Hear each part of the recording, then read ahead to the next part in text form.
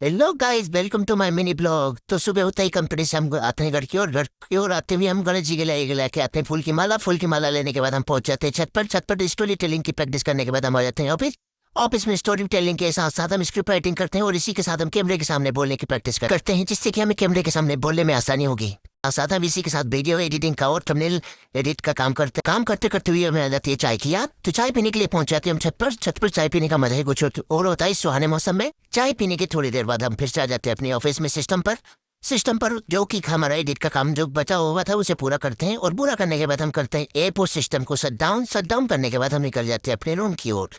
System of करने के बाद मैं निकल जाता हूँ ऑफिस से निकलने के बाद मैं पहुंचता हूँ अपने रूम पर पहुंचने के बाद मुझे तैयारी करनी होती है ड्यूटी जाने की, जिसमें मुझे बनाना होता है खाना। और खाना बनाकर मैं टिफिन पैक करके निकल जाता हूँ अपने ऑफिस के लिए। ऑफिस से निकलने से पहले मुझे करना होता है गणेश भगवान की आरती करने के बाद मैं निकल जाता हूँ अपनी बाइक से कंपनी के लिए। आधे घंटे का सफर तय करने के बाद मैं पहुंच जाता हूँ कंपनी। यहाँ भी हमें करना होता है सिस्टम को ऑन और करते हैं सिस्टम से कनेक्ट मशीन को।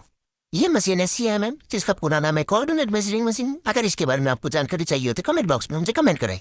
सारा काम खत्म करने के बाद हम देखते हैं बहुत तेज बारिश को, जो कि रात के 2 बजे से लेकर सुबह तक होती रहती है। तेज बारिश होने के बाद में मैं निकल जाता हूँ रूम की तरफ, जहाँ पर मेरी बाइक हो जाती है रास्ते में खराब होने के कारण मुझे बहुत परेशानियों का सामना करना पड़ता है।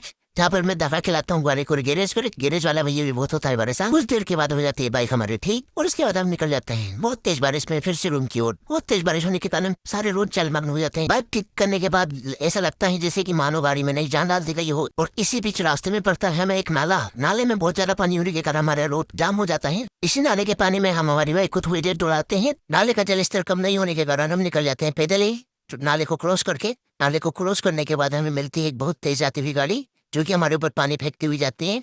लेकिन हम आराम से निकल जाते हैं इस रास्ते को पार करते हुए।